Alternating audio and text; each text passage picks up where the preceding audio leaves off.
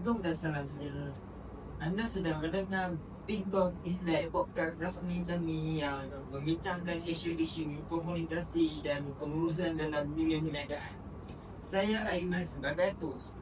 Dan hari ini kita akan menyentuh satu topik penting iaitu bagaimana komunikasi mempengaruhi kepimpinan dalam syarikat. Bersama saya, sebab panelis syarikat, Kini, Yegon, Kasmi dan Bishik. Apa khabar semua? Hai semua, seluruh lepas dari berbicara ini. Wah, saya teruja sudah semakin penting. Sekarang semua harapkan mengenai bidang ini bermanfaat untuk semua orang. Kita sama-sama dalam masa komunikasi dalam pemimpinan. Peranan komunikasi dalam kepimpinan. Kita mulakan dengan soalan asal. Kenapa komunikasi sangat penting untuk seorang pemimpin? Terima kasih. Komunikasi adalah asas kepada semua tindakan dalam organisasi. Pemimpin perlu menyampaikan arahan yang jelas, memberi balas dan menindaklanjuti secara efektif. Tanpa komunikasi yang baik, pekerja boleh jadi keliru dan tidak produktif. Saya nak tambah sikit. Komunikasi juga akan membantu pemimpin membina kerjaan. Apabila bekerja rasa dihargai dan dihargai, mereka lebih pemimpin dan sedia bertindak. Oh, menarik. Sekarang kita bincangkan pula tentang gaya komunikasi. Ya enggak? Bagaimana gaya komunikasi boleh mempengaruhi kepimpinan? Setiap pemimpin akan berdiri dan juga orang yang membawa persoalan yang kering lah. Tapi yang paling penting adalah kesesuaian gaya kita juga. Contohnya dalam komunikasi perlu dan juga dalam penting pemimpin dan pemimpin perlu juga dengan bagaimana betul dan jangan utama dalam komunikasi bukan sesuatu di naras lah bahasa mana ekspresi muka semua ini perlu dilakukan cara tesis disampaikan dan dengan perlu Dalam komunikasi ini, apakah pula pesannya? Komunikasi yang lemah boleh dibawakan sama dalaman dan penurunan prestasi. Sebagai contoh, jika seorang pemimpin tidak menjelaskan perangan dengan betul, pekerja mungkin buat kerja yang salah atau bermendek.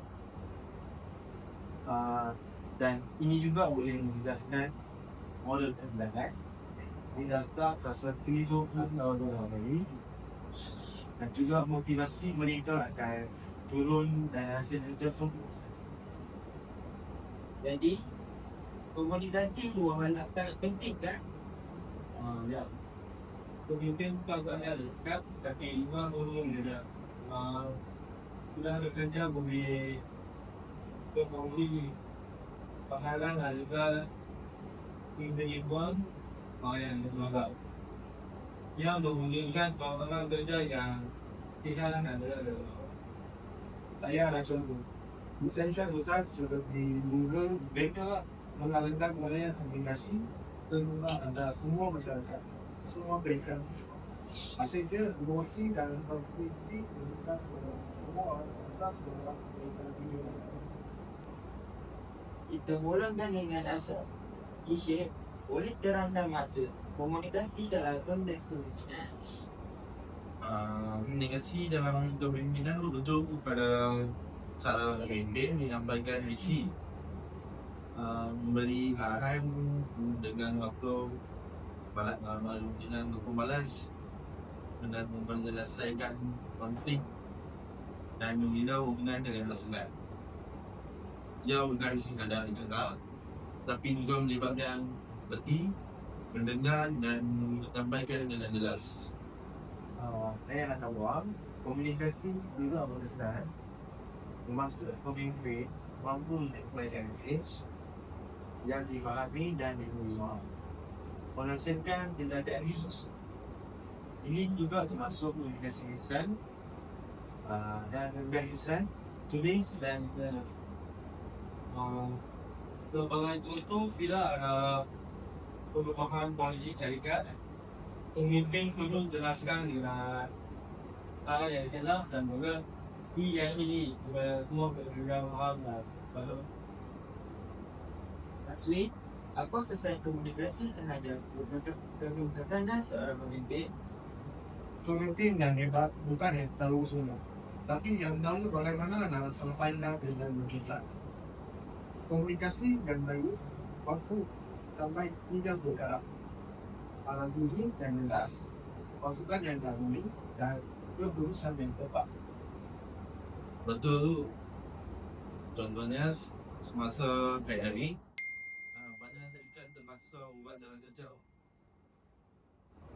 Pemimpin yang berdaya ialah yang mampu menjelaskan perbuatan itu secara jelas, jujur dan meyakinkan.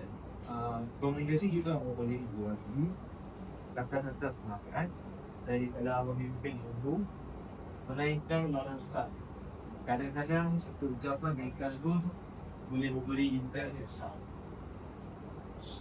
Yang boleh kongsi cara utama dalam komunikasi pemimpin?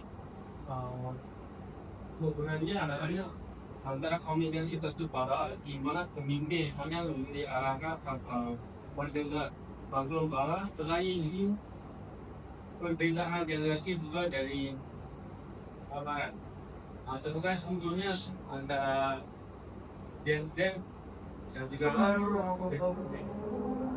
teknologi juga kadang-kadang dari minat secara contohnya translate secara teks atau WhatsApp boleh digunakan translate dengan tiada cara suara atau ekspresi. Tambahan lagi dalam organisasi besar yang ada berbagai kegiatan, maklumat juga kadang-kadang tersangkut dengan jalan. Ini juga boleh ganggu penanda ini. Okey.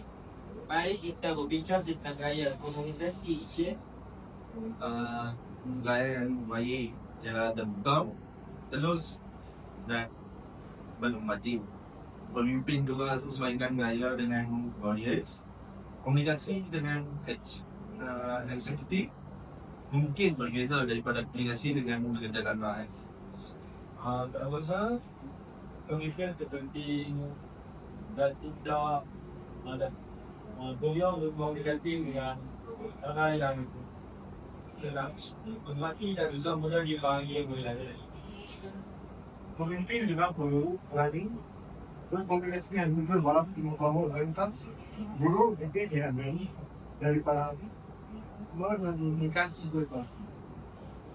Ini, apa pandangan tentang komunikasi buah hal? Ia juga sangat penting bila bekerja diberi ruang bersuara, mereka juga rasa dihargai dan lebih pemimpin. Ini juga membantu pemimpin faham isu sebenar didapat. Saya pernah baca satu kata organisasi yang mengamalkan komunikasi dua hal mencatatkan tahap kepuasan pekerja 30% lebih tinggi. Pada itu, pemimpin boleh dapat idea baru dan menyelesaikan masalah dengan jadi menyelesaikan bila berdengar dan dalam sebagainya. Azwi, apa kesan komunikasi kesan kepada organisasi?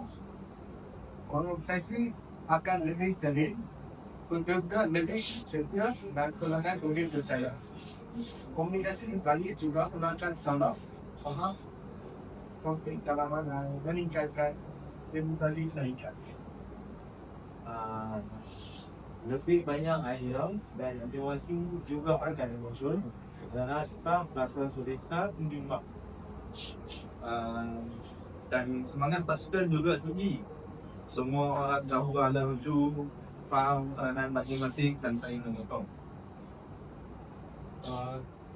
Adakah seperti Esa dan Jaya ada bergantung pada kepimpinan yang berkomunikasi dengan batas dan di Malaysia, syarikat seperti Petronas terkenal dengan komunitas tanaman yang sistematik dan profesional.